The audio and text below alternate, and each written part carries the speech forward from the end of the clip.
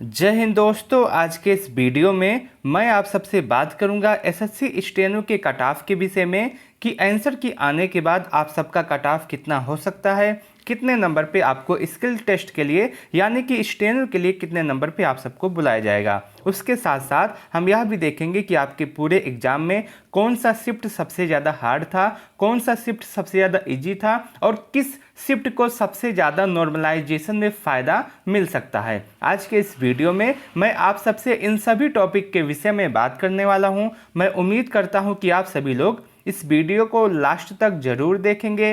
दोस्तों, यदि आपको यह वीडियो अच्छा लगे तो आप सभी लोग इस वीडियो को लाइक कर सकते हैं। अपने दोस्तों के साथ इस वीडियो को शेयर करना न भूलें।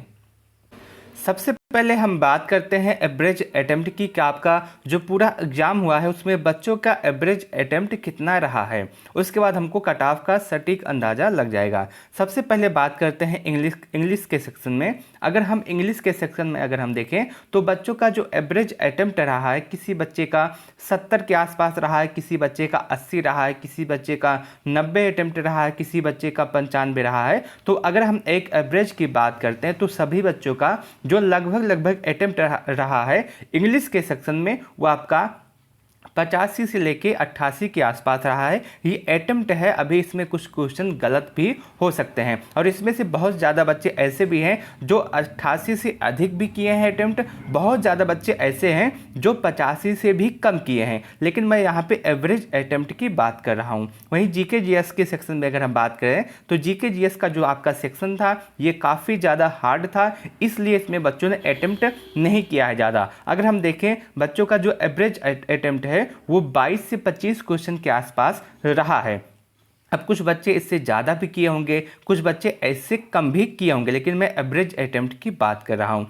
वहीं रीजनिंग के सेक्शन में अगर हम देखें तो रीजनिंग के सेक्शन में बच्चों ने अच्छा अटेम्प्ट किया है, बच्चों के अच्छे स्कोर भी बन रहे हैं। अगर हम एवरेज अटेम्प्ट की बात करें तो रीजनिंग के सेक्शन में जो एवरेज अटेम्प्ट बन रहा है वो 42 से 45 के आसपास बन रहा है। वहीं ओवरऑल यदि हम देखें तो ओवरऑल जो अटेम्प्ट बन रहा है वो 149 से लेकर के 158 के आसपास बन रहा है। मैं फिर से आपको बता दूं, बहुत सारे बच्चे ऐसे होंगे जो 158 से भी अधिक किए होंगे और बहुत सारे बच्चे ऐसे होंगे जो 149 से भी कम किए होंगे। लेकिन यहाँ पे एवरेज अटेम्प्ट की बात है तो उसके हिसाब से अगर हम देखें तो ओवरऑल जो अटेम्प्ट बन रहा है वो 149 से लेकर के 198 बन रहा है। ये एवरेज अटेम्प्ट है। अब बहुत ज़्यादा बच्चे होंगे जो जिनका स्कोर इससे कम भी होगा और बहुत सारे बच्चे ऐसे में होंगे जो इससे ज़्यादा अटेम्प्ट किए होंगे, उनका स्कोर इससे ज़्यादा भी बनेगा। ये एवरेज अटेम्प्ट है, ये स्कोर नहीं है। उसके बाद अगर हम देखें आपका कौन सा शिफ्ट हार्ड था,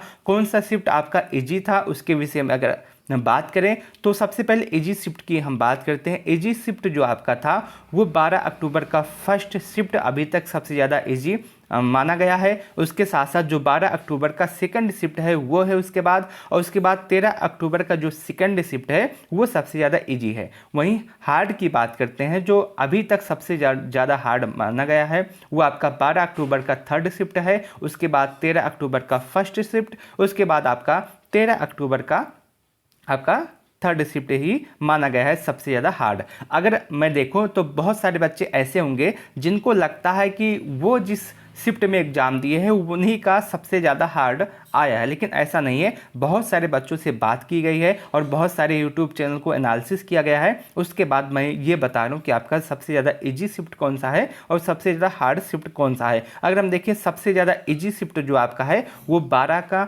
फर्स्ट शिफ्ट है और जो सबसे ज़्यादा हार्ड शिफ्ट है वो आपका 12 का थर्ड शिफ्ट है। और 12 को जो थर्ड शिफ्ट वाले बच्चे हैं इनको नॉर्मलाइजेशन में ज़्यादा फ़ायदा मिल सकता है। नॉर्मलाइजेशन की बात मैं आगे वीडियो में आप सबसे करूँगा। अब हम पिछले कुछ वर्षों के कट ऑफ को देख लेते हैं कि कितने पदों पे वैकेंसी आई थी और उसमें आपका कट ऑफ कितना गया था। सबसे पहले हम बात करते हैं 2020 की कट ऑफ के विषय में। 2020 में जो ग्रुप सी है उसके लिए 85 पद आए थे और 85 पदों के लिए जो बच्चों को टोटल बच्चों को बुलाया गया था स्टेनो टेस्ट के लिए, उनकी संख्या 3608 थी।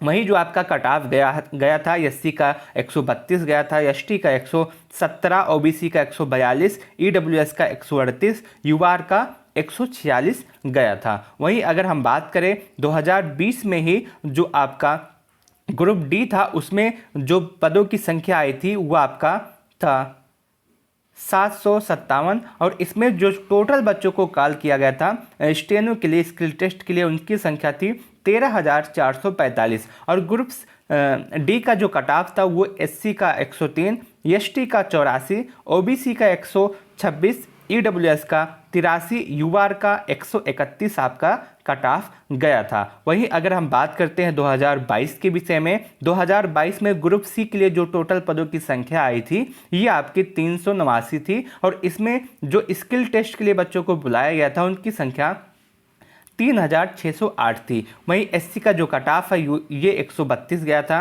और एससी का कट ऑफ 132, एसटी का कट ऑफ 117, ओबीसी का कट ऑफ 142, ईडब्ल्यूएस का कट ऑफ 138 और यूआर का कट ऑफ 146 गया था। उसके बाद ग्रुप डी की यदि हम बात करें, ग्रेड डी की, तो उसमें जो टोटल पद थे उनकी संख्या 3,571 थी और इतने पदों के लिए जो बच्चों को बुलाया गया था स्किल टेस्ट के लिए उनकी संख्या 13,445 थी। इसमें जो आपका एससी का कट ऑफ है वो आपका 103 गया था, एसटी का कट ऑफ 84, ओबीसी का कट ऑफ 126, ईडब्ल्यूएस का कट ऑफ 83, यूआर का कट ऑफ 131 गया था। ये आपका पूरा कट ऑफ है। आप देख सकते हैं कि कितने पोस्ट थे, उसके लिए कितने बच्चों को बुलाया गया था और उसका कट ऑफ कितना गया था। अब हम बात करते हैं 2023 में जो आपकी वैकेंसी आई है इसमें आपका कट ऑफ कितना जा सकता है। दोनों की मैं बात करूंगा, ग्रुप ग्रेड सी की मैं बात करूंगा और ग्रेड डी की बात करूंगा। दोनों में आपका कट ऑफ कितना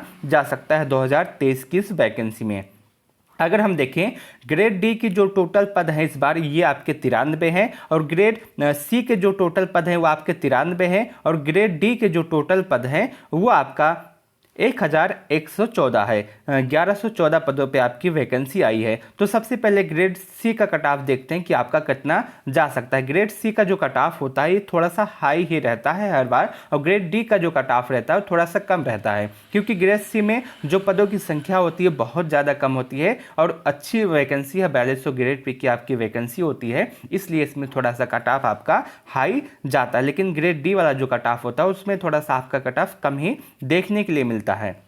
अगर हम कट ऑफ की बात करते हैं, सबसे पहले ग्रेड सी की बात करते हैं। यदि आप यूआर हैं और आपका स्कोर 138 के आसपास है तो आप पूरी तरह से सेफ हैं। आप अपने स्किल टेस्ट की तैयारी अभी से शुरू कर दीजिए। यदि आप ओबीसी हैं और आपका स्कोर 133 के आसपास है तो आप बिल्कुल सेफ हैं। यदि आप एससी हैं और आपका स्कोर 122 के आसपास है तो आप सेफ हैं। यदि आप एसटी हैं और आपका स्कोर 108 के आसपास है तो आप बिल्कुल सेफ रहने वाले हैं।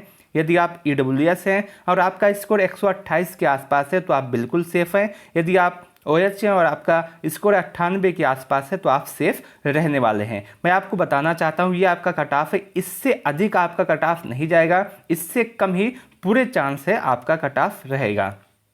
और यदि आपका इतना स्कोर बन रहा है तो आपको बिना देरी किए हुए अपने स्किल टेस्ट की तैयारी शुरू कर देनी चाहिए अगर आपका इतना स्कोर बन रहा है। वहीं ग्रेड डी की बात करते हैं। ग्रेड डी का जो कट ऑफ है यूआर के लिए 120 के आसपास अगर आपका स्कोर है तो आप पूरी तरह से सेफ है। ओबीसी के लिए यदि आपका स्कोर 114 के आसपास है तो आप सेफ है। एससी के लिए यदि आपका स्कोर 190 के आसपास है तो आप सेफ है। एसटी के लिए यदि आपका स्कोर 75 के आसपास है तो आप सेफ है। ईडब्ल्यूएस के लिए यदि आपका स्कोर 72 के आसपास है तो आप सेफ है। ओएच के लिए यदि आपका स्कोर 55 के आसपास है तो आप बिल्कुल सेफ रहने वाले हैं। यदि आपका स्कोर इतने नंबरों के आसपास है और आपका ग्रेड डी में स्टेनो के लिए अवश्य बुलाया जाएगा, आपका स्कोर इतने के आसपास है तो आप बिल्कुल अपने स्टेनो की तैयारी कर सकते हैं। मैं यहाँ तक कहूँगा कि अगर आपका स्कोर जो मैंने आपको कट ऑफ बता दिया है इससे यदि आपका स्कोर 5 नंबर कम है तब भी आप अपने स्टेनो की तैयारी में लग जाएं, क्योंकि अभी आपके एग्जाम में नॉर्मलाइजेशन बचा है और किसी को नहीं पता होता है कि किस शिफ्ट में किसको कितना नॉर्मलाइजेशन में फ़ायदा दिया जाए। हो सकता है मान के चलिए आपका स्कोर 135 के आसपास बन रहा है और आप स्किल टेस्ट की तैयारी नहीं कर रहे हैं और नॉर्मलाइजेशन में आपका 5 नंबर या 7 नंबर या 8 नंबर बढ़ जाता है और आपका स्कोर 140 प्लस चला जाता है, तो ऐसे में आपको पछताना पड़ सकता है। यदि आपका स्कोर थोड़ा सा कम है, 5-7 नंबर कम है, तब भी आप सभी लोग अपने स्किल टेस्ट की तैयारी कीजिए, क्योंकि आपके एग्जाम में अभी नॉर्मलाइजेशन बचा है और नॉर्मलाइजेशन में किसको कितना फ़ायदा मिल जाए ये किसी को नहीं पता होता। मैं उम्मीद करता हूँ कि आपको यह पूरी जानकारी अच्छी लगी होगी, पूरा वीडियो आपको अच्छा लगा होगा। यदि आपको यह वीडियो अच्छा लगा हो तो आप सभी लोग इस वीडियो को लाइक कर सकते हैं, अपने दोस्तों के साथ इस वीडियो को शेयर अवश्य कीजिएगा। आपके मन में कोई डाउट, कोई सवाल, कोई कन्फ्यूजन रह गया है तो आप कमेंट सेक्शन के माध्यम से हमसे पूछ सकते हैं। मैं आपके प्रत्येक कमेंट का जवाब अवश्य दूंगा। इस वीडियो को लास्ट तक देखने के लिए आप सबका बहुत बहुत धन्यवाद।